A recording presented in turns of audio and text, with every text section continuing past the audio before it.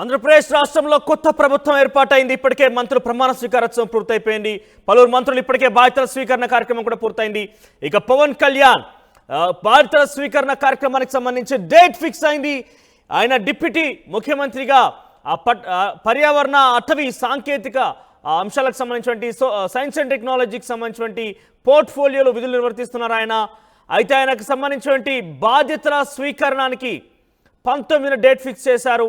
ఆయనతో పాటుగా ఈ బాధ్యతల స్వీకారోత్సవ కార్యక్రమంలో ఆయన కుటుంబీకులు, మరికొంతమంది మంత్రివర్గంలోని పెద్దలు, జనసేన నాయకులు కూడా పాల్గొనే అవకాశం కనబడుతోంది. ఈరోజు సచివాలయంలో 19వ తేదీన ఆయన బాధ్యతలు స్వీకరించబోతున్నారు. ప్రస్తుతం ఆయన చేతిలో డిప్యూటీ సీఎంతో పాటుగా పర్యావరణ, అటవీ, సైన్స్ అండ్ టెక్నాలజీకి సంబంధించినటువంటి పోర్ట్ఫోలియోస్ ఉన్నాయి. వీటి విషయంలో ఆయన కొంత చొరవ చూపే అవకాశం కనబడుతోంది. ముఖ్యంగా అతి కీలకమైనటువంటి గ్రామీణాభివృద్ధి శాఖ కూడా ఆయన చేతిలోనే ఉంది. పంచాయతీరాజ్ గ్రామీణాభివృద్ధి శాఖ కూడా ఆయన చేతిలో ఉంది. సో చాలా కీలకమైన శాఖల కేటాయింపు జరిగింది. సో దీని విషయంలో ఓవరాల్గా ఎక్స్పెక్టేషన్స్ అయితే హై రేంజ్లో ఉన్నాయి. ఎందుకంటే పవన్ కళ్యాణ్ ఆయన సుదీర్ఘంగా రాజకీయాల్లో పోరాడుతూ వస్తున్నారు. ప్రతిపక్ష పాత్ర పోషించారు. ఇన్నాళ్ళుగా ఒక ప్రశ్నించేటువంటి ప్రభుత్వాన్ని ఇరకాటులో పెట్టేటువంటి మాటలు సంధిస్తూ కూడా గతంలో పోరాడే విధానం చూసాం. మరి ఈసారి అన్ని రకాల పదవులతో పాటుగా ప్రభుత్వం ఆయన చేతుల్లో ప్రస్తుతం ఉన్న పరిస్థితి. సో చంద్రబాబు నాయుడు, పవన్ కళ్యాణ్ ఇద్దరు కూడా ప్రస్తుతం ఆంధ్రప్రదేశ్ రాష్ట్రాన్ని ప్రక్షాళన చేస్తామంటూ కూడా చెప్పారు. అదే దిశగా ప్రయత్నాలు కూడా చంద్రబాబు ముఖ్యమంత్రిగా ఇప్పటికే ప్రారంభించేశారు. సో ఇదే అంశానికి సంబంధించి మాట్లాడదాం. మనతో పాటుగా ఫోన్లో సిద్ధంగా ఉన్న రాజేష్, మా ప్రతినిధి. ఎస్ రాజేష్, సో బాధ్యతల స్వీకరణ కార్యక్రమానికి 19 డేట్ ఫిక్స్ అయింది. సో ఎవరెవరు హాజరు కాబోతున్నారు, ఆయనకు సంబంధించినటువంటి ఛాంబర్, ఇవన్నీ కూడా అనేక రకాల స్పెక్యులేషన్స్ వస్తున్నాయి. దానికి సంబంధించి అప్డేట్స్ ఏంటి?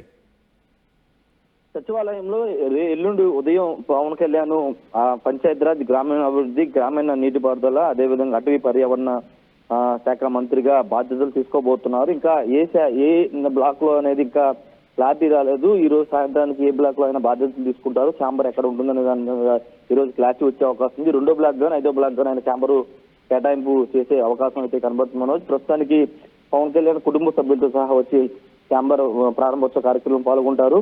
జనసేన పార్టీకి సంబంధించిన నేతలు, మంత్రులందరూ కూడా ఆయన కలిసి శుభాకాంక్షలు చెప్పే అవకాశం కూడా కనబడుతుంది. ముఖ్యంగా పవన్ కళ్యాణ్ చాలా సందర్భాల్లో చెప్పారు, తన మనసుకి నచ్చిన శాఖలో కేటాయించారని, అవి వాటి మీద తనకి పూర్తి అవగాహన ఉంది. అనేక రాజకీయాల్లో ఉన్నప్పటి నుంచి అనేక ప్రాంతాల్లో తిరిగాను కాబట్టి పూర్తి అవగాహన ఉందని పవన్ కళ్యాణ్ కూడా చెప్పారు. కాబట్టి ఎల్లుండి పూర్తి స్థాయిలో బాధ్యతలు తీసుకుని ఆయన తన శాఖలకు సంబంధించినటువంటి రివ్యూలు కూడా చేసే అవకాశం కనబడుతుంది. ఈ నేపథ్యంలోనే ఆయన ఛాంబర్ ఏ విధంగా ఉండాలి అనే మోడిఫికేషన్స్ కూడా ఇప్పటికే చేశారు. పూర్తి స్థాయిలో నాదెండ్ల మనోహర్తో పాటు కొంతమంది జనసేన నేతలు కూడా వచ్చి ఛాంబర్ సచివాలయాన్ని కొన్ని బ్లాక్లు అయితే పరిశీలించారు. పవన్ కళ్యాణ్ అంటే ఎక్కువ శాఖలు ఉన్నాయి, అదేవిధంగా కీలక శాఖలు ఉన్నాయి కాబట్టి వచ్చే అంటే అధికారులతో రివ్యూ చేసుకోవడానికి, అదేవిధంగా వచ్చే అధికారులు వాళ్ళతో సమావేశం నిర్వహించడానికి వీలుగా పెద్ద ఛాంబర్ని కేటాయిస్తున్నారు. పేషీ కూడా పెద్దగా ఉండే అవకాశం అయితే కనబడుతుంది. ప్రస్తుతానికి ఇంకా ముహూర్తం అది ఇంకా ప్రకటించలేదు, కానీ 19వ తారీఖు పవన్ కళ్యాణ్ బాధ్యతలు తీసుకుంటారు మాత్రం జనసేన వర్గాలు చెప్తున్నాయి. Manoj, thank you Rajesh, thank you for the updates. ఓవరాల్గా ఈ నెల 19న పవన్ కళ్యాణ్ బాధ్యతల స్వీకారం జరగబోతోంది. 19న ఆయన సచివాలయంలో తన ఛాంబర్లో బాధ్యతలు స్వీకరించబోతున్నారు. ప్రస్తుతం ఆయన చేతిలో పర్యావరణం, అటవీ, ఆ తర్వాత శాస్త్ర సాంకేతిక, గ్రామీణాభివృద్ధి, పంచాయతీరాజ్ శాఖలు ఉన్నాయి. డిప్యూటీ సీఎం కూడా కొనసాగుతున్నారు. సో ఇప్పటికే కొత్తగా ఏర్పడినటువంటి ఆంధ్రప్రదేశ్ మంత్రివర్గంలో దాదాపుగా చాలామంది మంత్రులు కూడా ఇప్పటికే ప్రమాణ స్వీకారం తర్వాత వెంటనే అందరూ కూడా బాధ్యతల స్వీకరణ జరిగిపోయింది. వాళ్ళకి సంబంధించి శాఖల వారీగా రివ్యూలు, దానికి సంబంధించి అధికారులతో కూడా మాట్లాడుతున్నారు. ఇక జనసేన అధినేత పవన్ కళ్యాణ్ ఎన్డీఏ కూటమిలో చాలా కీలక భాగస్వామిగా ఉన్నారు. దాంతోపాటుగా డిప్యూటీ సీఎం పదవి కూడా వరించింది. పర్యావరణ, అటవీ, శాస్త్ర సాంకేతిక, గ్రామీణాభివృద్ధి శాఖలు చాలా ఇంపార్టెంట్ పోర్ట్ఫోలియోసే ఆయనకి కేటాయించడం జరిగింది ఎన్డీఏ కూటమి ప్రభుత్వంలో. సో దీనిలో భాగంగా ఆయన 19న బాధ్యతల స్వీకరణోత్సవం జరగబోతోంది.